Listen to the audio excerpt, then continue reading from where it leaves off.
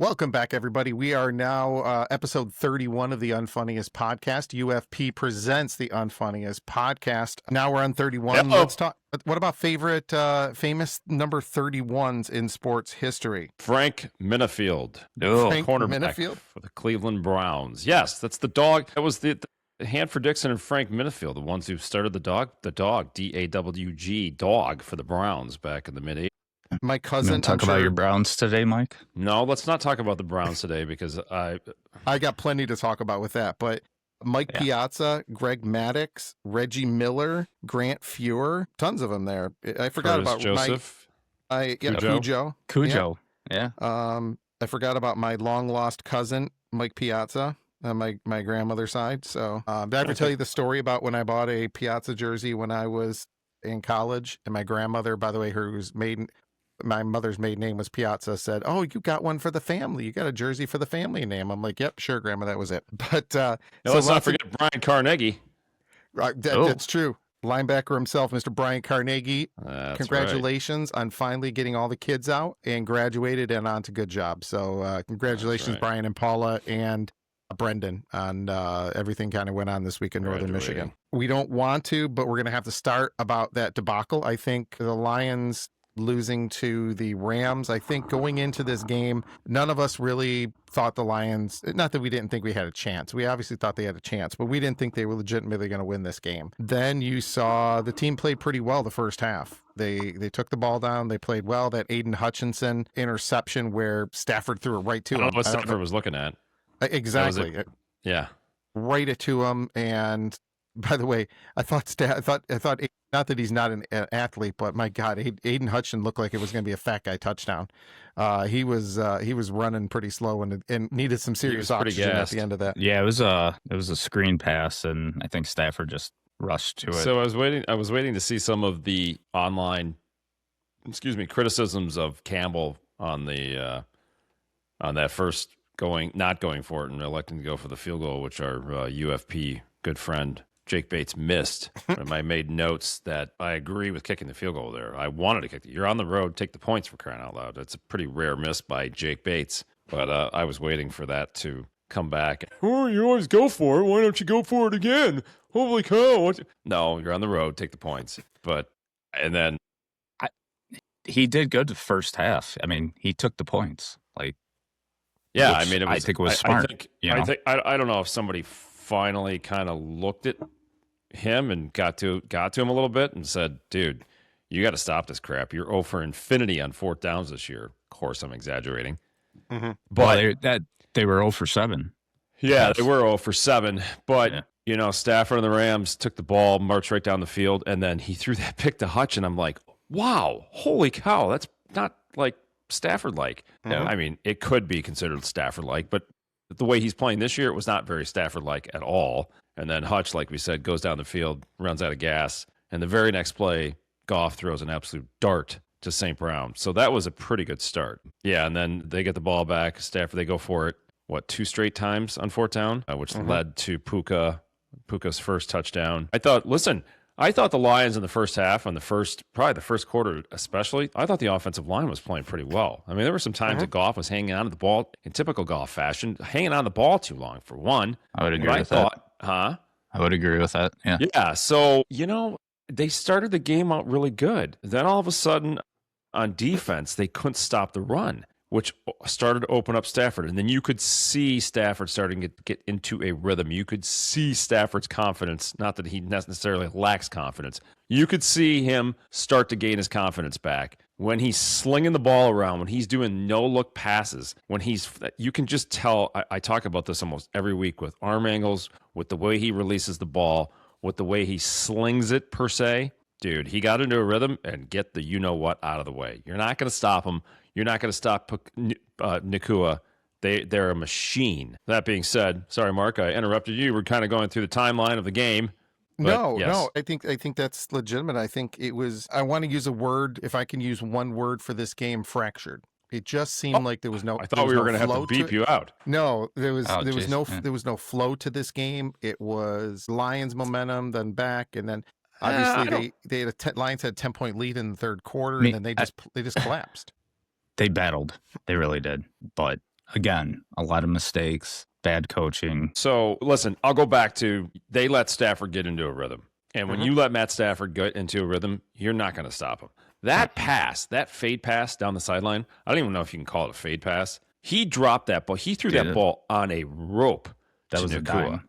There is no cornerback, defensive back in the NFL that could possibly stay with him, and or even if he was on top of him, he could have intercepted or knocked that ball down. It was absolutely perfection on Matt Stafford to Puka Nacua. Just, it's almost left me speechless. I'm staring at the TV. I'm like, holy crap! Did he just drop that ball in there like that? But again, I mean, that's Stafford, man. It amazes me, this stupid town. I shouldn't say stupid town. How they just, there's probably over half the people in this town didn't like Stafford. Blah, blah, blah, blah, blah. The guy is, to use Jim's word, he is an elite quarterback. He didn't have criminy around him in Detroit. The people, the Matthew Stafford detractors, dude, you have nothing to say. You have nothing to say. He's won a Super Bowl. They have an off year after the Super Bowl, but they have repeatedly, him and McVay, if you want to use them as a tandem, they compete and they are at the top echelon of the NFL outside of the year after the Super Bowl every year. So they should have been in the Super Bowl last year. If you really look at it, I mean, they were one play away. That's why I became a Detroit Lions fan. Seriously. Like, Stafford? I followed them. Georgia, they picked him up the first pick, first round. Yeah. I know. He's just a class guy. Sanchez was on the board. I'll tell you this, though. He a better player with the Rams than he was with the Lions, if you ask me. Yeah, there's no doubt about it. But again, he has one of the, I'm going to use your word again, elite coaches in the NFL. Yeah. I mean, Sean McVay. That guy is, I watched the interview with him pregame on Fox, and I was asking myself, he doesn't take breaths. Something. He doesn't take breaths. He's crazy. He's awesome. But they talked about, and he kind of talked about the year after the Super Bowl, that they won the Super Bowl. Like, it's almost like a natural letdown, right? So he kind of spoke to that and just how they kind of got into the doldrums, whatever, the hangover of the Super Bowl per se, and it took them a year to get out of it. And he's back, and he said they're having fun. You can see that sideline, man. He is just one of those. He's one of those guys that goes running up and down the sideline. He's either at the highest of highs with them. He doesn't really get too low per se, but he gets them hyped up. Even when Puka went down, did you guys notice that one Puka went down? He got cramps. McVay's out on the field. Yeah. So as soon as he knew that Puka was okay and it was cramps, he turns to the offensive line. He starts barking at him. I'm like, whoa, dude. So you guys ever see the video? So the Rams actually have a specific employee that pulls him off the field get back coach. As he runs up and down the field. Yeah. That's pretty cool. Well, it keeps him under control. Get back coach. Yeah. So I was going to talk about this. My frustration lies around the adjustments or lack thereof at halftime from Dan Campbell. I mean, I could almost, what I text you guys, we're good. Really? So no adjustments at halftime? No defensive adjustments? No offensive adjustments? No nothing? I mean, they just came out in the second half and let the Rams go on a 20-point unanswered run. And it was just kind of like, it's very frustrating because and if they run Gibbs up the middle one more stinking time, what are these play calls? Where is this crap coming from? You could tell for the however many weeks in a row, the other team, in this case the Rams, specifically were going to shut down the run off the tackles. What does Campbell do? Well, let's just keep running off the tackle. Whatever. I get too frustrated. He's looking for the breakout run with good blocking. You're not going to do that against the Rams. No. Yeah, that's a great point, Jim. No. That's exactly what he was looking for. He was looking for the breakout run. Like that was going to happen against that defense. No, it's not. I don't know. Yeah. Into that effect, look at the stats. You got to go 3 for 3. Yeah. Look at the rushing stats we're used to. I mean, they rushed 20 times for a total of 70 yards. Gibbs had 38 yards rushing, and Montgomery had 32 yards rushing for an average of 3.5 a carry, which obviously is not horrible, but not Lions-like. In passing, stat-wise, Goff had a good game. 338, 3 touchdowns, no interceptions, and only sacked 1 time. But it doesn't tell the whole story of the game. No, not at all. No, he was right. That second half again, whatever the Rams dialed up scheme wise to get to Goff in the second half worked. It completely disrupted him. I mean, I don't know how many times he threw at somebody's feet, to his credit, on purpose, right, to avoid either a sack or a stupid interception, whatever it might be. But, yeah, whatever they were dialing up scheme-wise in the second half, meaning the Rams, to get to Goff I and think disrupt. I think Stafford's adrenaline kicked in too. I mean, what Well, is yeah, but he? I'm just saying they lost the last 3 games. I'm just saying the Lions on offense. I mean, they scored 24 points in the first half. They come out the second half, they score 10. So, again, this goes back to my point of Sean McVay made multiple adjustments on both offense and defense, and it appears as if Dan Campbell didn't do anything. Well, that was my point. We're looking at it from McVay came out with a better game plan for the second half than I mean, Campbell did. Mark, to your point, Goff, 338 yards passing, 111.6 rating, no interceptions, only 1 sack. Where are the hurries though? Let's look at the Rams in terms of tackles for losses. I mean, they didn't really have a ton. Let's see here. Pressures, meaningful. QB hits, 8. Team total 8, meaning Los Angeles. So, I mean, you could definitely tell again that they were getting pressure on Goff, and it was causing him to rush the ball, throw the ball at the feet, whatever it might be. Amo had a really good game. What was Jameson? What he get for receiving? Amon-Ra had 13 receptions, 164 yards, and J-Mo had 7 for 134. St. Brown had a good game. I thought Goff played pretty good too. Yeah, I didn't think Goff played bad at all. I mean, that, like I said, that first touchdown and then that touchdown on the opposite end of the field to J-Mo. He had some good balls for sure. Yeah. So Amon-Ra 2 touchdowns, J-Mo 1. Tesla was targeted 1 time. So what are we doing without our tight ends? You would think that they'd be using Tesla more with his height, with his stature, and everything else. They're not. They're not even throwing the ball to him. They threw the ball to him 1 time, and that was in the end zone. So I don't know. You know what's funny about that? I was thinking about that too. Like, do you think that you have too many weapons? Too many? Yeah. No, you don't have too many weapons, because if you have too many, if you have too many weapons, all it does is free up somebody else. You're drawing the right. I know what you're saying. There's too many weapons. Yeah. Go ahead, Miller. Different. It just went through my mind. Yeah.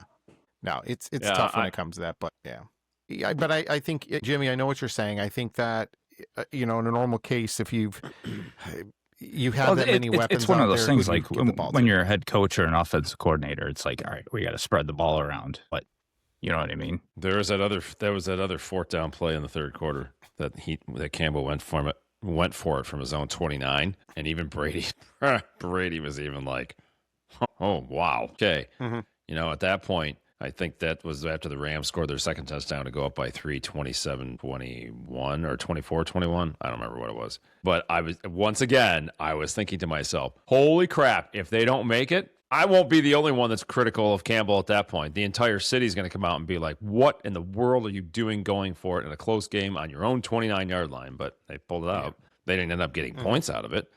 Yeah. But, I mean, I don't think they had any turnovers either, right? No turnovers, no fumbles, no interceptions. No turnovers.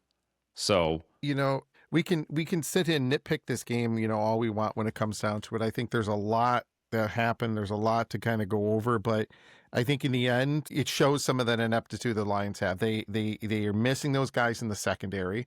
That's why they had Stafford had so much time that he had. They're still missing one guy on the defensive line to be able to help with Hutchinson there, to kind of give that a little bit of rotation a little bit. Linebackers, I think you're okay when it comes to linebackers. Campbell had 14 tackles again today. Probably, in my opinion, one of the best middle linebackers there is in the game of football today. Oh, for sure. Traditional middle linebacker, not that rush guy. Jack Campbell. Side. Yeah, exactly.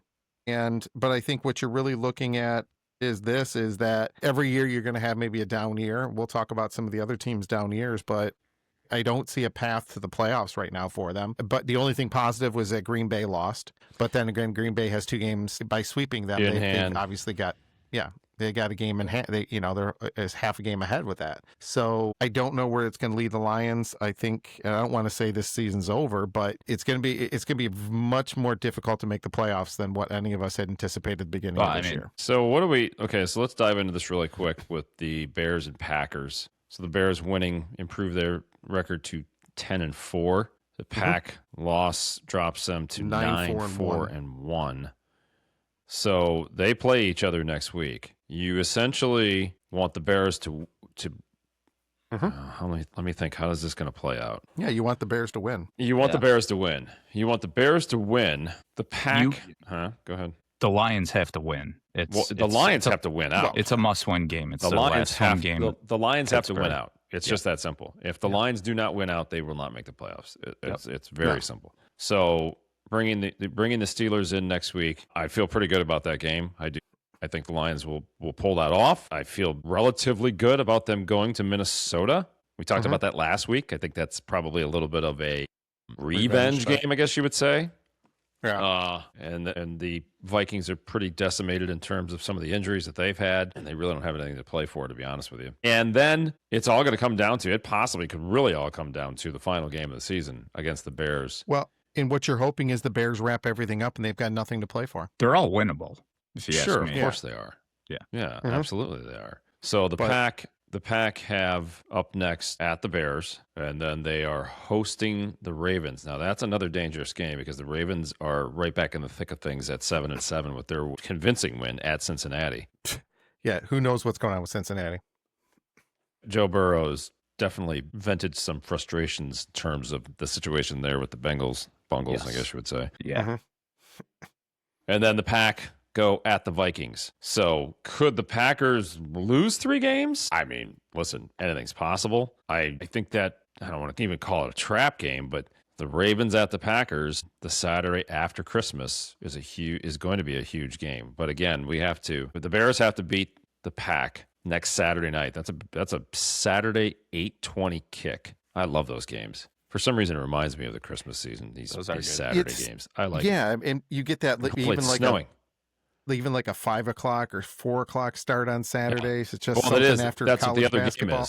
game is. Yeah, the other game's at 4 o'clock. So you're gonna have a 4 o'clock kick. You're gonna have an 8:20 kick. Mm-hmm.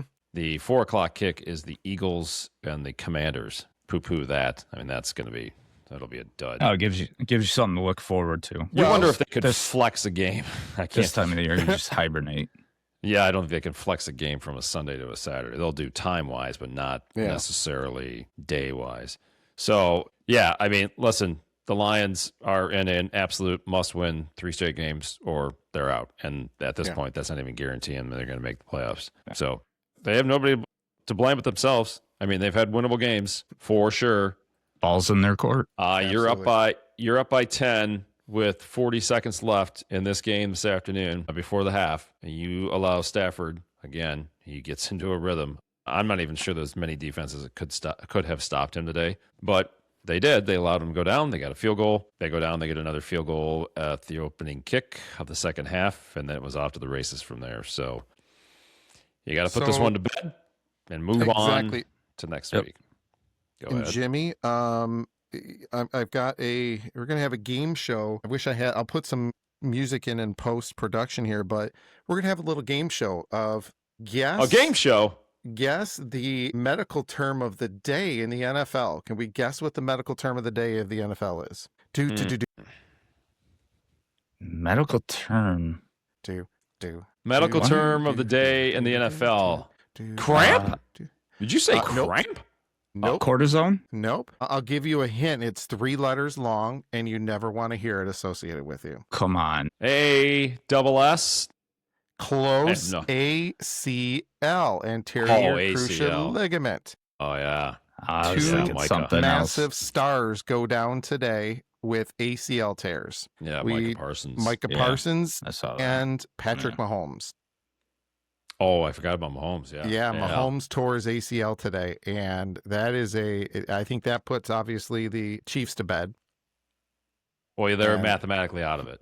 Yep, exactly. So they will miss. The Chiefs are going to miss the playoffs for the first time since 2014. So since a 10 before I could run. drink in a bar. I don't think I could even. I think I wasn't even going to bars at that point. 2014? The hell's the matter? Did you hit your head today? Did you eat too much pasta? It's your pasta thing or whatever the hell you were at? It was ravioli day, Michael. Homemade raviolis. Oh, don't forget Miller's had 51 concussions. 5,100. Nine diagnosed, but the neurologist said the number's probably north of 200. But that's a different story. Right. I mean, none of us can remember anything. It's a miracle you're erect. That means standing up. Sitting. Let's talk about some of the games. Shockers, Patriots losing to the Bills. We go from a wreck to shockers. Yes, the Wichita State ones. I'm shocked at the Patriots losing that game. The Pats are up 21-0. Is there more up and down at team home this year, or more what? up and down team this year than the Buffalo Bills? Oh, it's crazy. They seem like they're on an absolute roller coaster ride. It's almost like Josh Allen needs to be smacked in the face or something to wake up, and then he starts playing, and then they dominate a game, and they get lulled to sleep. They let other teams come back, whatever. But yeah, I mean, so the Pats were up 21-0, and to their credit, and here's another one, Sean McDermott. I really like him as a coach. I mean, say what you will about the playoffs. Well, listen, so as long as they make the playoffs, their nemesis is gone, meaning Mahomes and the Chiefs. They're out. Mm-hmm. Yep. So they got a roundhouse Speaking of the Josh Allen, I'm going to play something real quick here. There's some congratulations in order. Josh Allen and Haley Steinfeld are expecting their first baby after a big, nice announcement. I'm sure you guys both were all over that on social media. She's a lovely young lady. Good for him. Big fan of her and Bumblebee. He's a great guy. If you haven't seen, I don't know him Pitch personally, Perfect, but see the movie Pitch Perfect 2. She's hilarious. The movie's hilarious. But that's also the Haley one that Steinfeld's in Pitch Perfect 2? Yeah, TJ Lang was in that as well. That's another little bloop. Really? Yeah. What? Yeah, come on, a bunch of Packers were in that. Right. Yeah. Dude, you and your homework. Now I got to watch more movies. I do. Well, that's fine. Let's go around the league. Some of the other ones. Around the horn with Mark Miller on UFP. I was shocked that Phillip Rivers actually didn't have a bad day. They lost to the Seahawks 18-16, but Rivers threw for 121 yards and a touchdown. 6 field goals from the Seahawks. 6, count them. What the heck? Whatever. Defensive battle. Say what you will. Yeah, I didn't see any. Did anybody see any highlights from it? A little bit. I saw a couple passes. It didn't look strong. His arm did not look strong. Did not look strong at all. No. He it kind of reminded me of I'm Peyton 50. Manning. Sign me up. He reminded me. It reminded me of Peyton Manning at the end of his career. He was throwing ducks. Yeah, but Peyton. But dude, I mean, what an awesome story. It is an awesome story. He's a grandfather, for crying out loud. Yeah. What the heck? Like you said, sign you up. Lord, I'm thankful none of us are grandfathers yet. Oh, geez. Mark. Oh, boy. 18-27, 120. A touchdown, an interception. Only 1 sack. So, and they protected him. That's for sure. I mean, whatever. But, I mean, listen, that drops Indy to 8-6. Mm-hmm. Propels Seattle into the playoffs at 11-3. I believe that got them a. Dude, that whole AFC situation is just it's incredible. Like, so it's completely if you look opposite at of NFC. Let's see. Let's look at the playoff picture in the AFC right now. Mark, did you want to? I'm sorry. I'm just going to go through the list a little bit more. It's while you're looking at that, Ravens shut out the Bungles 24-0 at Cincinnati, which was kind of a shocker. Mm-hmm. Jaguars beat the Jets, which isn't a big deal because Lance Cruz North, I think, could beat the Jets this year. Chargers beat the Chiefs, as we mentioned, knocking them officially out of the playoffs. Texans are on a roll. It beat the Cardinals 40-20. Bears destroyed your Browns. A couple things. If Stefanski is not fired tomorrow, we talked about it last week, but the challenge that he had. Did you see the challenge early in the game when it was questionable whether the Bears player touched it when he was in the end zone for a touchback on a punt? It was clear he didn't touch it. Every replay didn't touch it. Had plenty of time. Clear as day. What did Stefanski do? Stefanski challenged it. He challenged early it in the game. That didn't even fire me up as much as the team just looks unenthused. Yep. Penalties, 12 men in the huddle. I mean, clearly Shador is showing some signs of hope at the quarterback position, and Stefanski's not doing him any favors. You're wasting almost a record-breaking sack leader in Myles Garrett, a season by him. I mean, what else can you say? They just look ill-prepared. they look like they don't want to be on the field. They don't look enthused. There's no rhythm to the offense. The defense is getting picked apart because of lack of. I don't even know how to describe it. I like Kevin Stefanski. I think he's a good coordinator. I think he got. I mean, listen, I'm being a hypocrite because of course he is. Honestly, look at him. He's a two-time not defending because it wasn't coach of the year. Mm-hmm. So there's something there. There is definitely something that he had going for him, but the ineptitude of the Browns organization as a whole and what the Haslams have done, and we talked about this last week, with the focus more on a stupid dome in Brook Park than they are about building the damn team, for crying out loud. How many picks do they have today? Three. Yeah. Okay, so the one throw by Shedeur was a pretty impressive, almost a Stafford-like throw to Jerry Jeudy in the corner of the end zone. Well, he didn't secure the ball, and the defensive back from the Bears literally grabbed the ball and pulled and snatched away an interception, snatched a touchdown from Jeudy, and then got an interception off of it. So you really can't blame him on that one. Jeudy should have caught the ball in the end zone. Should have been a touchdown. I mean, I'm not saying that would have changed the game. Clearly not. But, I mean, listen, Shedeur clearly is going to start the rest of the season.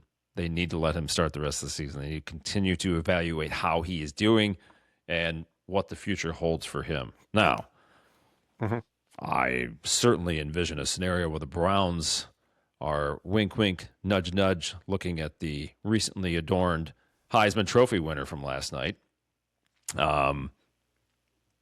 Mendoza, right? Fernando. What a good kid, man. The second winner, by the way, we'll talk about that in a minute, but the second winner of the UFP Player of the Week. Oh, that's right. Oh, yes, indeed. After the kicker, the punter from Indianapolis, Rigoberto Sanchez, the Rigoberto Sanchez Player of the Week award. Yes, man, he's got to come on one of these days. Rigoberto Sanchez, he's got to pick up his award. Why not? Fernando Mendoza, we'll get him a trophy. He's definitely of where is he from? Where's his family from? Mendoza's family's from the Dominican, I think. It's a good question. I'm not completely sure. He was thanking his grandparents in Spanish last night in his acceptance speech, which I thought was pretty cool. And of course, his grandparents were in attendance there. But you look at him, and not to stereotype him in terms, you wouldn't think that. You wouldn't think that just by looking at him, right? But no, what a great kid.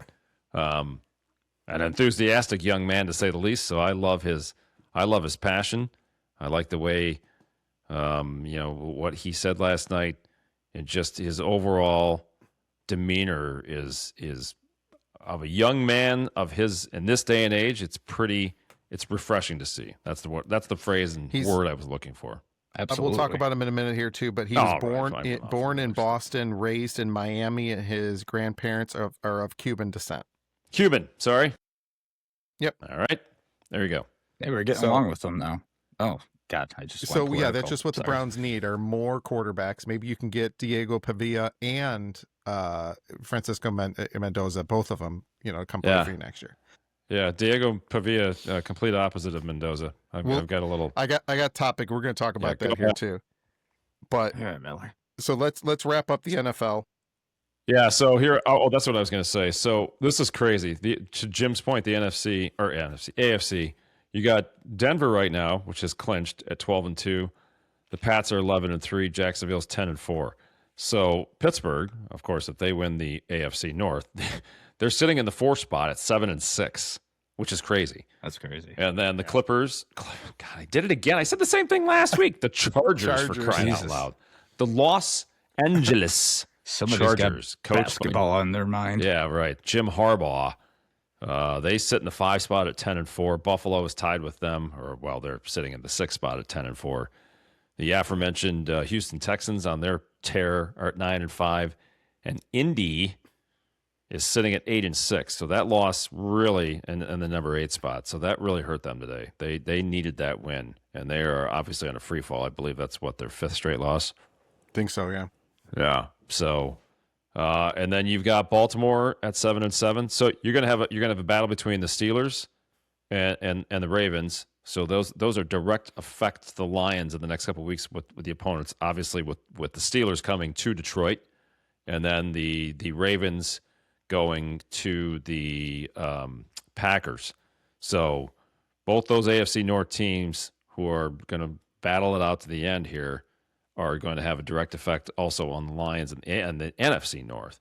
And believe it or not, this is amazing to say, the Miami Dolphins are still in the hunt at 6-7. That's crazy. It is crazy. So, yeah, it's just going to be interesting to see how things play out. But of course, the NFC, this is looking pretty bleak again for the Leos. With the Rams win 11-3, the Bears at 10-4, Philly at 9-5 with their pretty dominating win. Philly is not going to lose. I don't see Philly losing again, but who knows? Yeah, here we go. Here we go with Tampa Bay and Carolina, both sitting at 7-7. So one of those two teams, I mean, they face each other twice in the next 4 weeks. So that's going to determine the winner of the NFC South. Mm-hmm. So that's going to wobble back there at the number 4 spot. Seattle, with their win at 11-3, are sitting at the 5 spot. San Fran, of course, won at 10-4. Pack at 9-4, and currently, the Leos at 8-6 are in the 8 spot. Believe it or not, it's going to be a crazy 3 weeks. Get the eggnog ready and holidays. Have either of you ever had eggnog? I've never had eggnog. I'll be honest. I think I tasted eggnog one time, and I wasn't crazy about it. You know what's funny? I say that. I've never had it. Oh, I thought you were going to pull up a glass of it right now. No. No, I honestly, I just bring it up from Christmas vacation. Yeah. You know. I got my sure is the nice, moose mug for next year. The what? The moose mug. I've got a couple of them. Yeah. I'll bring them up next episode. So that being said, it's Hold on real quick. right now. Do we?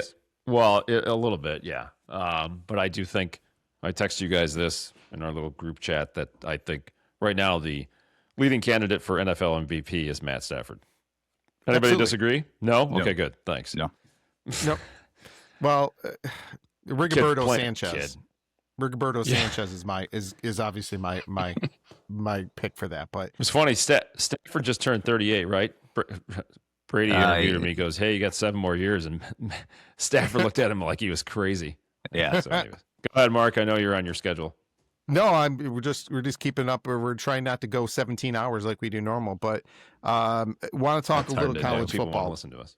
Yeah, I want to talk a little college football. We talked a little bit about the Heisman, and Francisco Mendoza winning that last night. Fernando Mendoza winning the Heisman Trophy last night. One of the largest gaps, or one of the largest victories in the Heisman Trophy in a number of years. But once again, a great, we don't talk religion much on this, but a very strong Christian Catholic young man, really incorporates faith with his family. It's great to see when it comes down to that. Stat wise, stats were incredible this year. What he threw for, what he did, which was amazing. I think where unfortunately where you're seeing most of this is kind of reminds me of the whole Johnny Manziel type stuff, where Diego Pavia comes out, and the first comment he makes, 2 comments, was F the voters, it's all family, and then F Indiana. I wish Indiana could play them in the college playoffs, because that Cignetti would just drop a bomb on them and just destroy them. So I have to be very calm, because this is the kind of crap that drives me nuts. So what were we just talking about with Fernando Mendoza and his humility and his thankfulness to God and his family and everything else, and being so eloquent in his win? So I can pretty much guarantee you, if he would have lost to Diego Pavia, he would not in any way, shape, or form posted anything. And I don't know anything about Diego Pavia. Okay, so let me preface this whole thing with that. Other than his mom is Theo Von wants to date his mom. Oh yeah, that's right. We talked about that. So I don't think you in any way, shape, or form Fernando Mendoza would do what Diego Pavia did. But it's like, really? I mean, come on, dude. Let's have a little bit of win with class, lose with class. Be quiet when you lose. Be even quieter when you win. Again, I've said that before. That's not necessarily my phrase, but I love that phrase. It is your phrase. Quiet when you First lose, time I've heard it. and be even quieter when you win. I've tried to tell the kids this for many years. Now I get it, right? People get excited. I'm not saying It's a great phrase. It is a great phrase. Yeah. But seriously, yeah, like F all the voters, family for life. Whatever. I don't even want to go into it. But yeah, Mark, to your point, Mendoza, he was the first Heisman winner from IU ever. He got 2,362 points. Diego Pavia got 1,435, so he didn't quite double him up. Notre Dame running back Jeremiah Love was third with 718 points, and then the Ohio State quarterback Julian Sayin was fourth with 432 points. So I do think Sayin probably listen, 4 or 5 games ago, I think Sayin and Mendoza probably were pretty neck and neck. I guess if you would have probably taken a poll back then.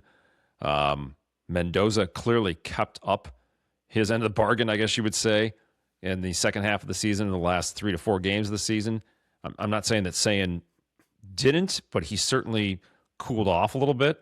He lost 2 of his top receivers for those 3 games. That clearly had a bearing on his play. But Sayin definitely showed that he was more of a rookie than or a freshman / first year starter than Mendoza. But listen, at the end of the day, I'm really happy for Fernando Mendoza and IU and everything that they've accomplished. And I do give Curt Cignetti a ton of credit on what he's done. I think it's remarkable what he's done in the very short amount of time that he's there, obviously with NIL and everything he's been able to take advantage of. But, hey, props where it's deserved. So, Yep. Miller, you brought up Manziel real quick. Oh, no. Have you guys seen the interview with Rogan and him? No, I saw it was out about there, though. Yeah. Yeah. It's We're going to have good. to watch that. It's good. Is it good? See, look at this. I'm giving you guys homework now. Miller's giving me homework about John Candy for 2 weeks, and I keep forgetting to get on stupid Amazon Plus or Amazon Prime Video. Are we getting into that? Because Mike hasn't watched it, so we can't do it tonight. Yeah, not yet. It's Mike's fault. Jesus. That's my fault. I got to throw all my paperwork out. Bobby's not on. Sorry. Wow. That's what happens when the Lions play these late games. I feel like we get rushed, but anyways. In the Piazza family decides to do ravioli night. Yeah, that's right. So Jesus. while Jimmy throws a tantrum, I want to talk one thing. By the way, I want to thank everybody for honestly one of the largest posts that we have had as a podcast, and just almost 24,000 now views on Facebook alone when it comes down to it. Very very innocuous post. It wasn't anything real major. It was just talking about it. Yeah, but I think it obviously the Notre Dame faithful are very passionate about what they do. And I want to talk to it. Not trying to stick up for anything we said. We never once said we all agree that Notre Dame should have been there. There was no team hotter in the NCAA than. Still feel that. Yeah, still feel that way, that they could beat anybody. But I think this, and I. By the way, we'll go into a side note here. When you heard the name Pete Bavacqua, what's the first thing that you thought of? Fernando Mendoza's brother? No. Do you remember the reliever that played for the Padres, Kurt Bavacqua? Oh, it sounds somewhat familiar. Yeah. Go ahead. I thought they were the same person or related, but apparently they're not. But no, Pete Bavacqua did not do himself any justice with this tour that he was on with our big competition, the Dan Patrick Show and all these other guys. I mean, you're going down, Dan Patrick. That's all I got to say. Especially when you retire and you don't have any posts, we're going to do that. But it was pathetic, Bavacqua's comments about how the ACC did them no favors. Well, they're not a part of the ACC. They have they have tried to distance themselves from the ACC for how many years? So what favor should they do? You don't want to join them officially. What I do think is I think this is the beginning of the end of the NCAA. This is going to be that step of, and let's be truthfully honest, when it comes down to it, does James Madison or Notre Dame deserve to be in here? Clearly Notre Dame. Of course. Notre Dame, yeah. But if you're going to go based upon like you do the NCAA basketball tournament, then conference winners, then where's Western's invite? Not saying Western could do any damage, but maybe they could win one game when it comes down to it. Sure. If you're going to look into that and have the group of 5 and the Power 4 conferences, then you have to expand it out further, which I really don't want to see because then that's not a true representation. But I think this is now going to see that Super League. This is going to be that start of that Super League where you're going to have all those Power 4 teams, and you're not going to see maybe some of these Northwesterns and maybe some of these other schools that traditionally never been real powerhouse conferences. Are you going to see a Washington State in there? Are you going to see a Cal in there? Are you going to see some of these guys in that power conference schools? And we've had this conversation before. You're never going to get it right, and football's completely different. You can't have 64 teams doing a college basketball tournament. This whole thing, this whole NIL, this jumping ship, this portal, everything else that is with, especially with college football. I saw a Tom Brady piece with Joel Klatt today, and Brady talked about would he be able. Well, hold on, you guys want to see this real quic? It's less than 2 minutes. Yeah, I was just gonna say I want to watch it. Let me bring this up. Let's share my screen here. Share. Here we go. Can you see it? It's coming up. Yep. Yeah. You see it now? Tom Brady joins it. BNC. He looks like you just got Hold on. back from vacation. It's very tan. Hold on a minute. There we go. If the rules were the same then as they are now. It's such a hypothetical situation. The only thing I can answer is to say that based on what my experience was, I wouldn't want it any other way. My college experience was very challenging. It was very competitive. The lessons I learned in college, certainly about competition, those traits transformed my life as a professional. I was ready to compete against anybody because the competition in college toughened me up so much that I had a self-belief and self-confidence in myself that whatever I was faced, I could overcome that.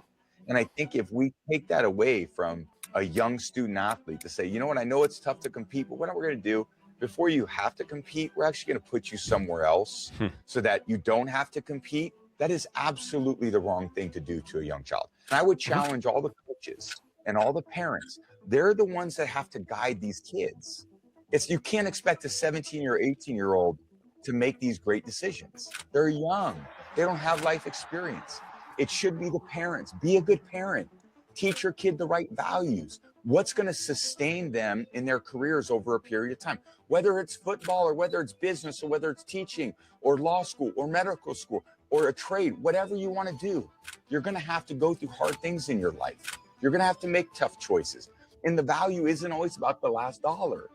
So I think all these things that are happening in college sports, we're prioritizing the wrong things. We're valuing the wrong things. And I'm not saying it's not important. It's one of 10 things that are important. Yeah. And certainly to me, it's not the most important. So when kids do go through that the right way, they're actually learning the right values. Yeah. And when you have the right values in life, that's going to sustain you as you move on through the rest of your life.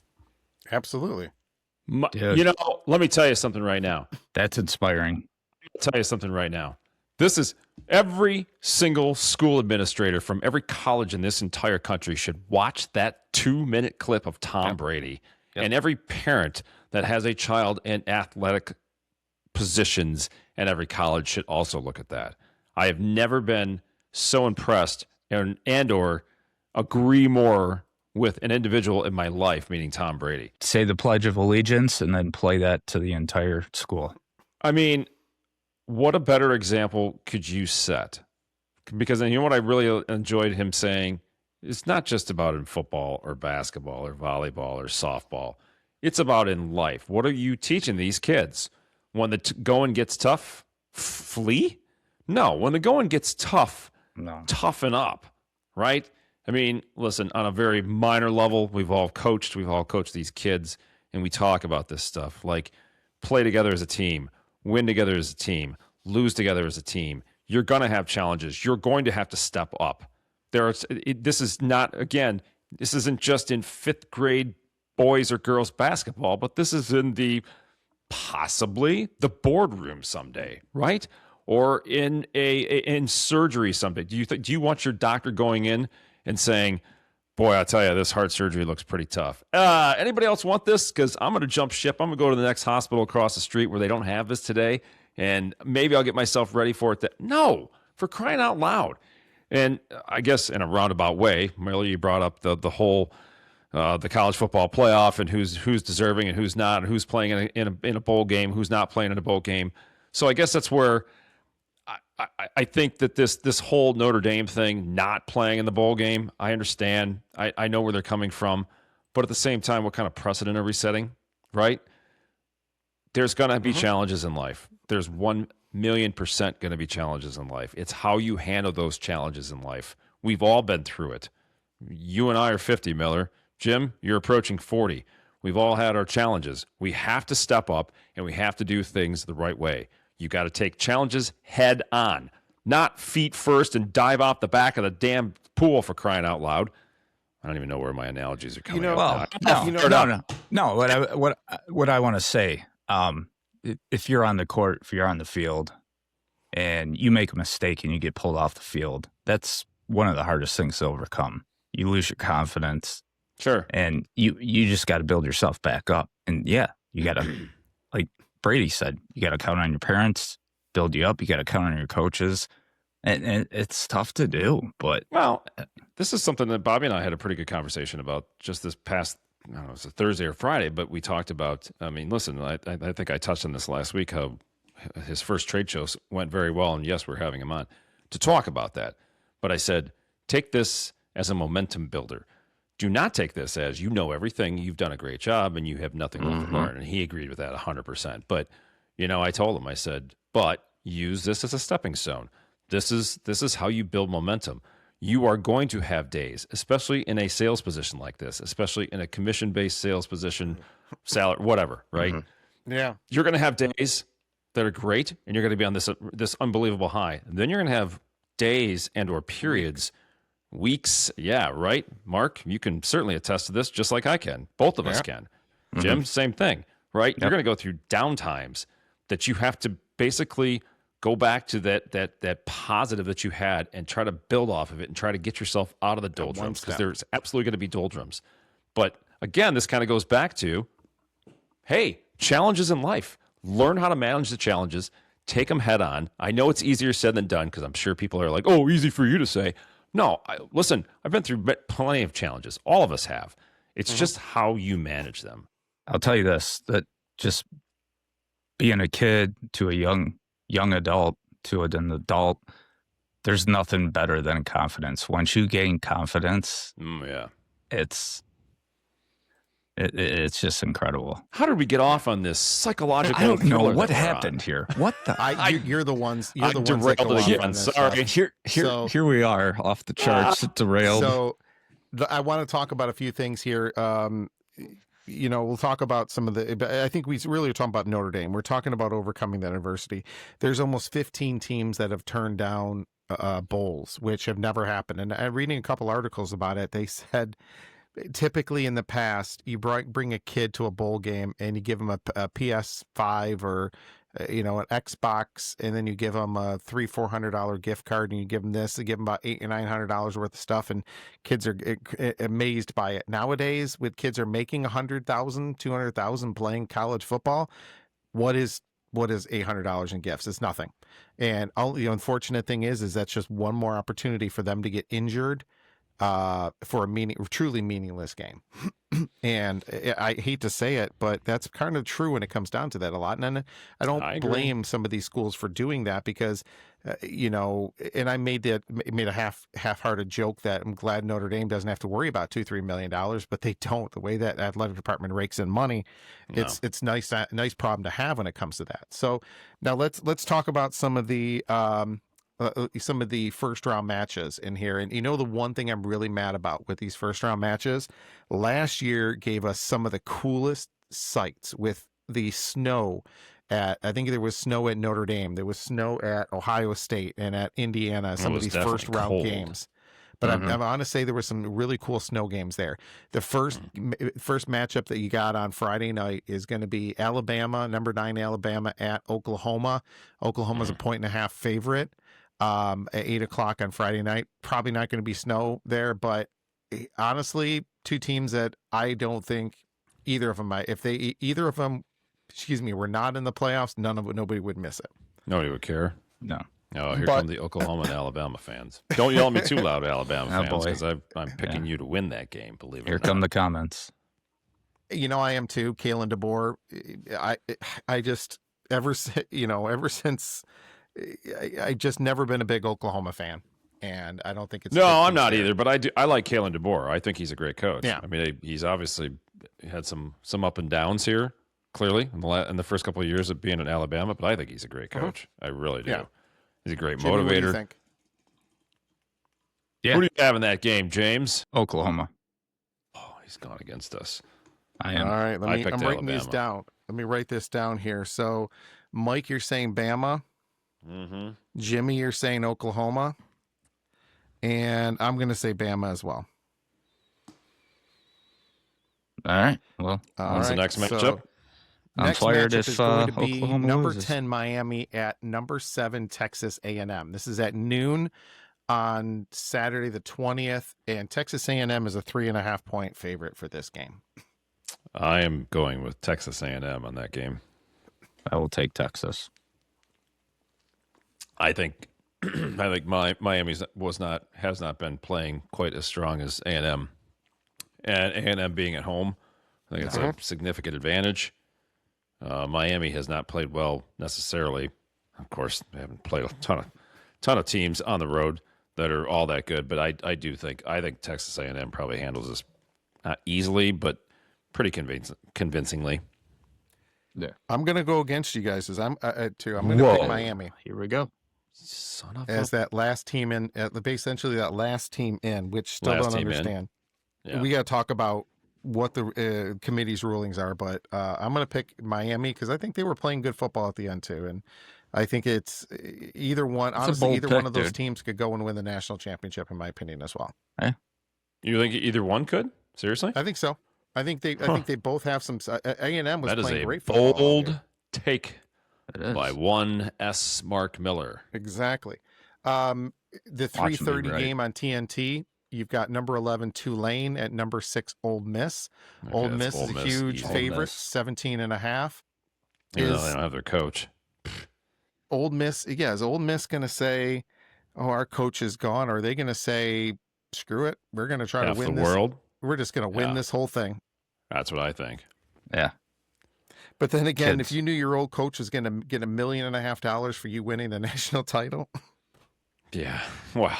What did I tell you guys? Ducks fly together. I hope those players and that staff have some pride and not throw that whole adage right out the window. But nonetheless. And by the way, Ole Miss, we never got a call. Never got a call. Can you believe that? I'm shocked. I'm still waiting. My phone's hasn't rung. It's on. What's that area code? I got a missed call. Area code 666. Okay, so we all across the board picking Ole Miss in this one. And the biggest spread of the weekend, 7:30 start on TNT. This is James Madison, number 12, playing at number 5 Oregon. It's a 21.5 point spread. Oregon. It's Oregon, Michael. I live there. I got yelled at when I said Oregon. Did you really? It's just like it's Willamette. Like totally. All right, I'm going with Oregoni. Yeah. Yep, that's me too. Oregon. I think so as well. Oregon. And we'll go over next week's matchups after this, but I think we're pretty on board. I think I think I was the only one, Jimmy, you went out picking Oklahoma, and Mike and I picking Bama, and then I picked Miami with the two of you guys picking A&M. So, yeah, we only got 2 separate picks. Yeah, so curious to see what's going to happen. We'll go through with some of those. Okay. I want to talk about next, kind of moving into, dare I say, still one of the hottest teams in the NBA. Our Detroit Pistons, the going to work Pistons again. The Pistons Holy cow, man! They are leading the Eastern Conference at 20-5 right now. They're 2 games up for the best record in the East over the Knicks. 5 games up over the Celtics. The Pistons just keep playing good ball. They just keep playing. And you can't do that. And by the way, I'm going to put a little. It's about time, right? Let's just JB say, Bickerstaff deserves a ton of credit. A ton of credit. I mean, he's taken this team that 2 years ago won how many games? 8? Not enough. Yeah, not enough. That's a good number. Yeah, they had more wins. They had more wins in a row than they did. 12, yeah, than they did the entire 2023 season, if I'm not mistaken. Yeah. Maybe it was 2022. But what JB Bickerstaff has done, he did the same. Listen, he did similar things in Cleveland with the Cavs. He just couldn't get over the hump in terms of the playoffs. Yeah. But I mean, now that the Cavs still can't get past the first round in the playoffs, was it really his fault? Was it really him? Absolutely not. I mean, yeah. So I think he has instilled a set of confidence in these players that is resonating through that locker room. And you can see in the way that they play with each other, and they're tough-nosed. They play defense, for crying out loud, which I absolutely love. Yes. They play defense, so they play with tenacity. They play with energy. They play like they want to be out there on the floor. And listen, I mean, it's got them playing like a family. Yeah, I mean, this is Jaden Ivey only playing a couple of minutes a game right now. He's still not even back to his 80%, right, exactly. 75%. Well, imagine that, right? Mm-hmm. And one of the typical, let's just say, hard-nosed Pistons players, you really see it in Isaiah Stewart.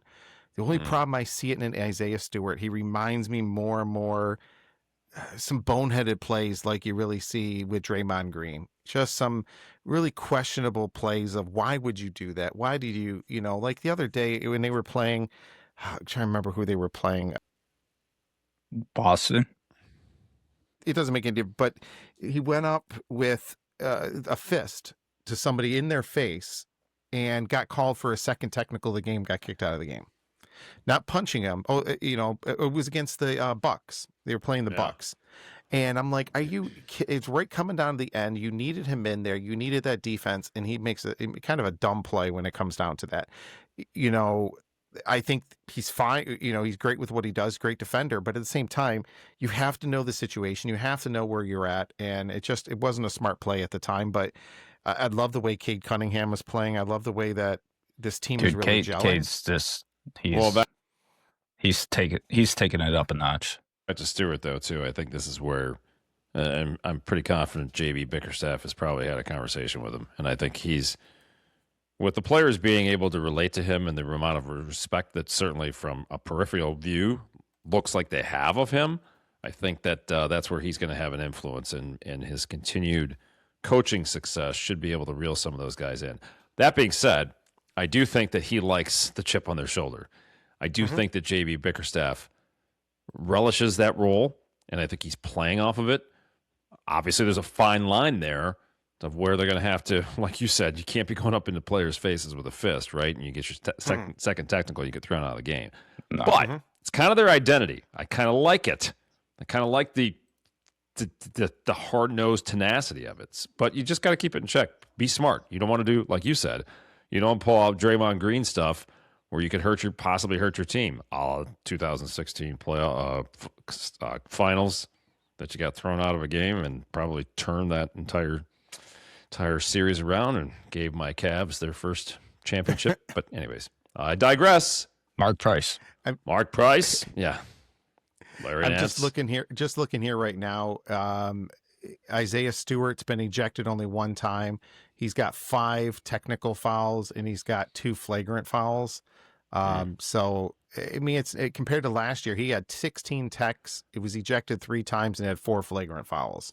So it seems like he's under control. But to me, who's actually their job is to control this, and I don't think it's JB Bickerstaff. I think it's Cade Cunningham. I think that's Cade Cunningham's role as the team leader to kind of take that on his shoulders to kind of take that, but in really lead them. But I love the way Duncan Robinson's playing. He's really playing that point to the side. Tobias Harris is playing that great veteran role that they need. Jalen Duren and Jaden Ivey coming back again. And then I'm happy to see it. I'm glad to see in a weird way. I'm really glad to see they got knocked out of this stupid NBA Cup in-season tournament. Because that means less wear and tear that they have to put on their bodies. Yeah. What is so? Don't even try to explain it because I don't even want to know about it because I think it's stupid. I don't want to know what it is. No, I was gonna say what do we got going on here? Bad Boys 2? Is it in the making? Yeah, could be. No, we were talking about the cup bracket.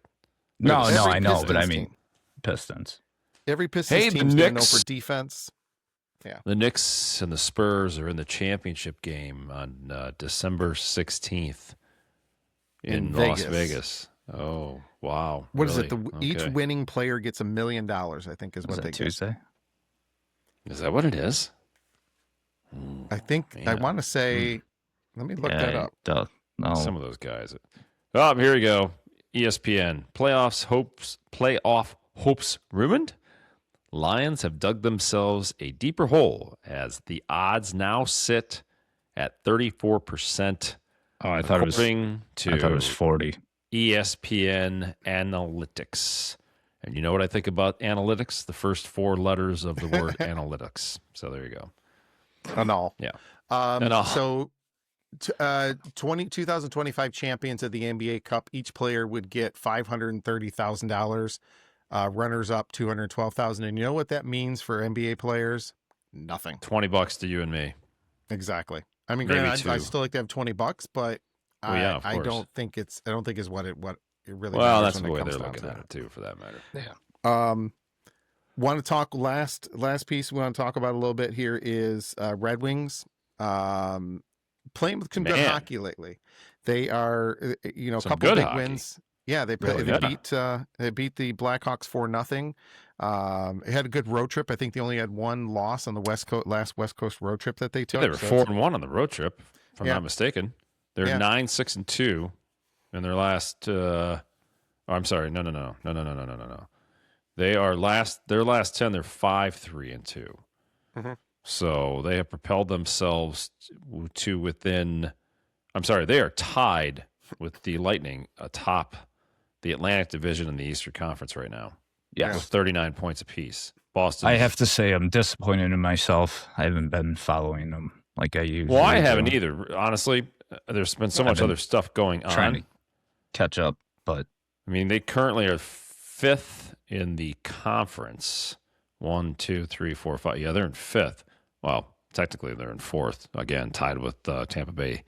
Mm-hmm. But at 39 points, they're only 5 points behind the top spot, meaning Montreal. The Carolina Hurricanes. Hurricanes. The Hurricanes have 44 points. The Islanders have 41. The Capitals are at 40, and then the Wings and Tampa Bay are at 39. That's a pretty step. Montreal must have really hit a skid lately because they were top for a while. Yeah, Montreal they have 36 points. Yep. Montreal they've lost. They're 5-4-1 their last 10. So they are. I don't know that they're on a skid necessarily, but they're definitely not a top. Yeah. But listen, so the top Carolina has 44 points. The bottom feeders, the Buffalo Sabres, have 30 points. There's not a huge disparaging difference there in terms of points. So you're looking at the top 8 spots in the conference. I mean, the Wings sit at 39. Florida, the Panthers, are sitting at 34. It's only 5 points back. So this is going to be, teams will start to distance themselves, fall off, and propel themselves to the top. But Listen, we're in a heck of a lot better spot right now with the Wings right now at this point in the season, at this point in the calendar year than we were last year at this time. We just Absolutely. can't we can't have the M word month fall off like has happened the last 3 years, where they literally joust themselves out of the playoffs by their play in the month of M, beep, beep, beep, M, beep. Yeah. Yeah. That was really stupid.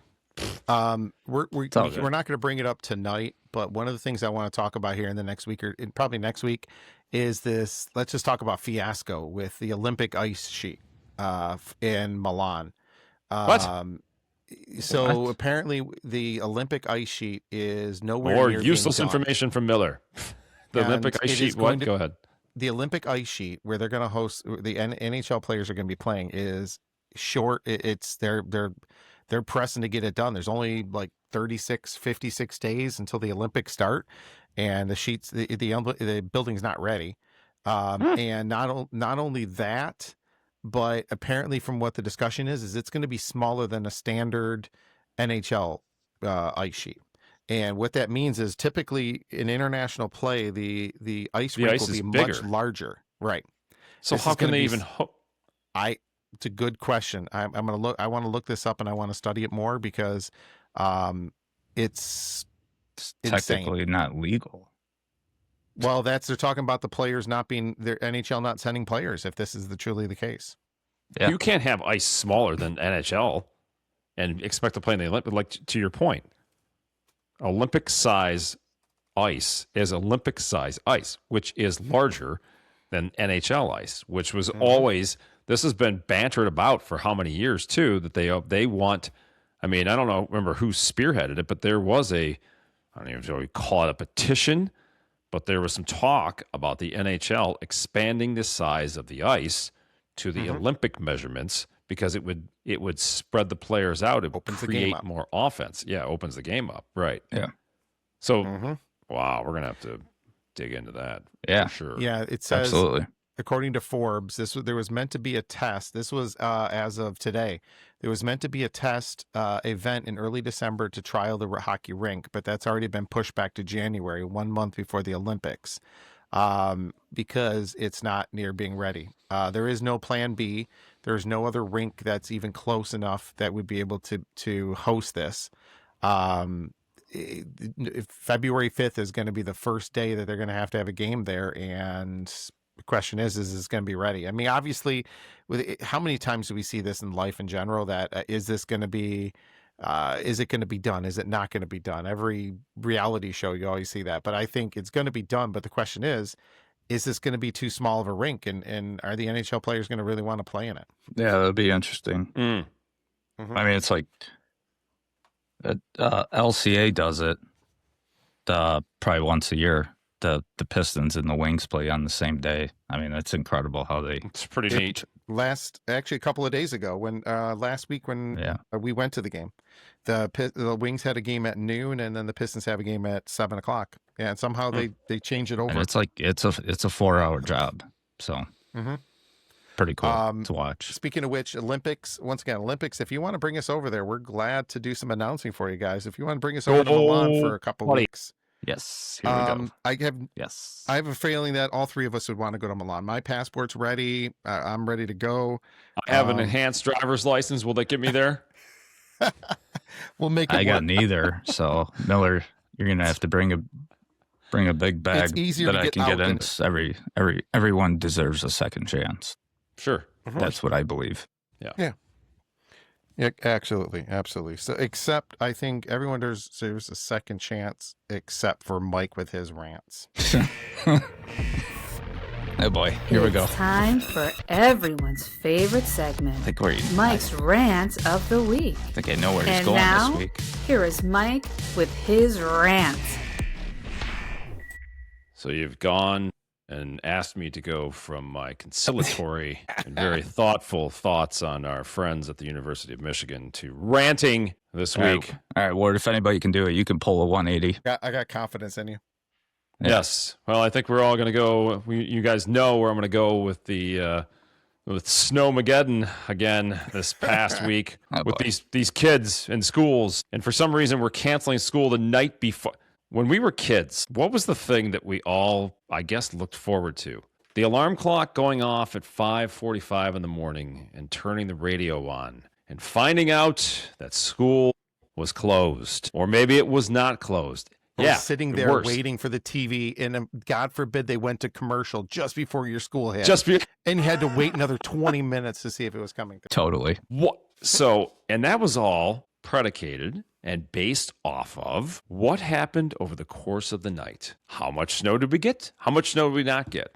Did they, as usual, blow it one way or the other? Probably. But you had to wait till the morning. The administrators of the schools, for all intents and purposes, had to wait for the morning. Unless, of course, it was snowing prior at 8 o'clock at night, and you could absolutely tell that it was going to be a snow day the next day. No, not anymore. The old weatherman says there's going to be 2 inches of snow. The forecast was for 2 inches of snow, and they canceled school? What? You text me the next morning, and you're like, snow day. What snow hill are we going to? I thought you were kidding. I think it was 9:15, 9 o'clock, 9:15. I got a text, and I was thinking to myself, I looked out the window, and I'm like, it's not even snowing yet. The moon was out, for crying out loud, the night before. Yeah, it was clear as a bell out, and they had canceled school. What? Listen, whatever. What did we talk about earlier? When the going gets tough, the tough get going. We're canceling school before there's a snowflake possibly even fallen. And oh yeah, by the way, the forecast literally was for 1 to 2 inches of snow. Now, in a very ironic turn of events, I did go out that next morning because I ended up going to Ohio that day. And I was out that morning at probably, 8 o'clock. And to my surprise, there was probably 4 inches of snow.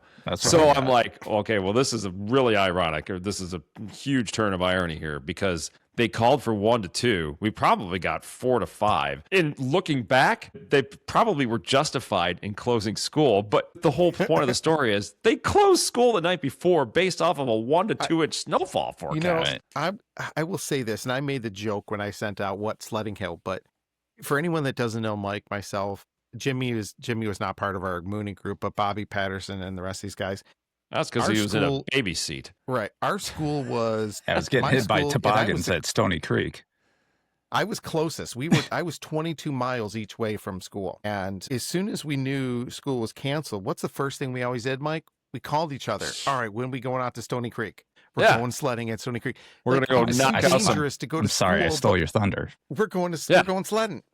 We're going sledding. We're going to take out kids at the bottom of the hill. Get off the hill, you morons. Dude, I had one incident. I got taken out hardcore. Dude, I've been taken out too. I mean, probably got concussions from that. Whole family. Steel.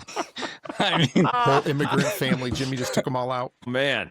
I mean, there was like 7 of them on that thing. And I'm just at the bottom of the hill, and here they come. Here's the UFP's PS public service announcement. If you're at the bottom of a hill, a sledding hill, get the off to the side, because the train's coming through, you little yahoos.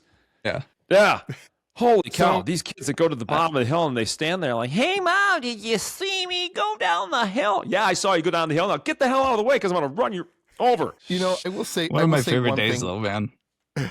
I learned this over the last couple of years. When it comes to canceling overnight, and I agree with you, Mike, 100%. This shouldn't be done, everything there, but one of the things we didn't have when we were in school, and we're only 50 years old. I don't feel like we're 90 when I say this. Parents could leave us alone, probably at 4th grade, 6th grade, you were left alone, 8th grade maybe. Yeah. Nowadays, parents don't leave the kids home alone at all. And they're afraid, their parents are paranoid, and just rightly so. Kids are idiots most of the time these days.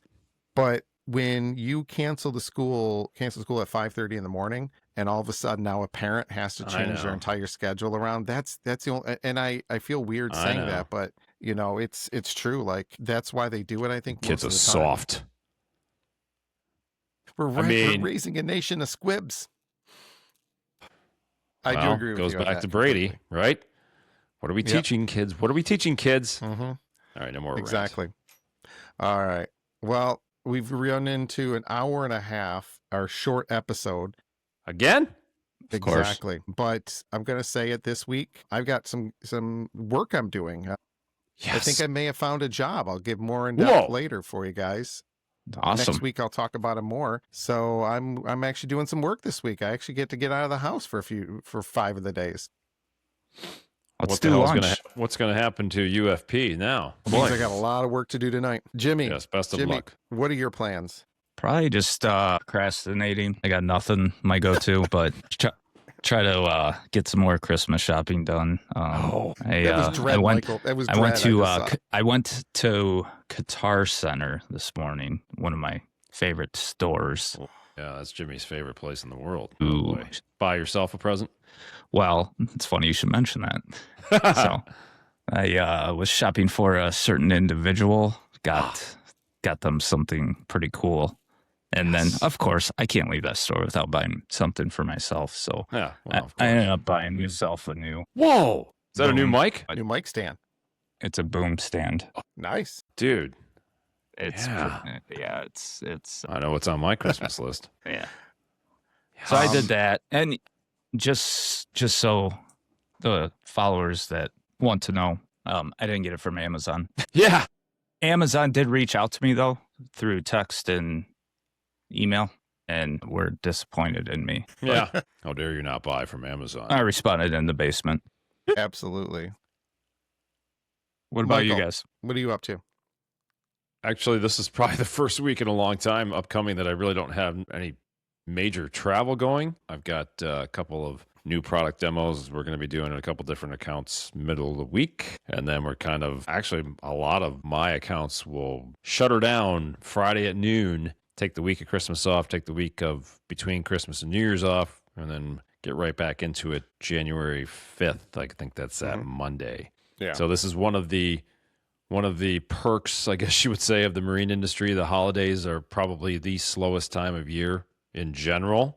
Yeah. I don't want to say completely to a halt, but many accounts will, as a perk to their employees, will give them the 2 weeks off between Christmas and New Year's, which is a really nice perk, by the way. Well-deserved. Yeah, well-desered, exactly. To AT, every single one of my accounts, these guys, blood, sweat, tears all year long.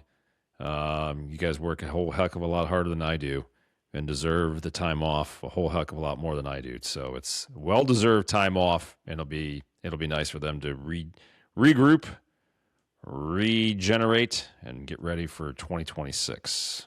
So there are two things I forgot. This week, Wednesday, marks the Trinity Lutheran Christmas pageant that Charlotte will be in. And not only that, guys. When is it again? Wednesday. She is an understudy. She is an understudy for a solo lines that she gets to talk. So big deal for a third grader. Yes. And I want to wish an early happy birthday to my wife, Kathy, tomorrow. She's going to be 28 years old, I think, again tomorrow. Wow. So Kathy's happy birthday, Kathy. December 15th. Happy birthday to you. Want to wish her happy birthdays. Absolutely. That being said, guys, I want to say thank you to everybody for all of the following us, liking us. One of the big things, as we mentioned, got a lot of followers, and we really appreciate it after Facebook and then on Twitter, TikTok, and YouTube. So thank you guys so much. Want to say, hey Miller, real quick. Yeah. For Kathy's birthday, you gonna hand wash your car for her? Yep. I'm gonna be out in a bikini tomorrow, washing that car. Whopping 13.1 degrees out right now. Absolutely. Yeah. So thank you guys so much. Mike, Jimmy, good to see you guys. I just got another notification that somebody commented on that Notre Dame post from last week. So it's a gift that keeps on giving. Dude, it just keeps going. It just doesn't stop.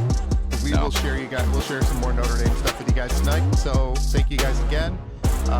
Go Notre Dame, except in hockey when you're playing Western Michigan, and then go Notre Dame in basketball. Yeah. Thanks, you guys, so much. Merry Christmas early to everybody. And see you guys. Everybody have a good week. Stay warm. Yeah. Absolutely. All right, guys. Later. And thank you so much.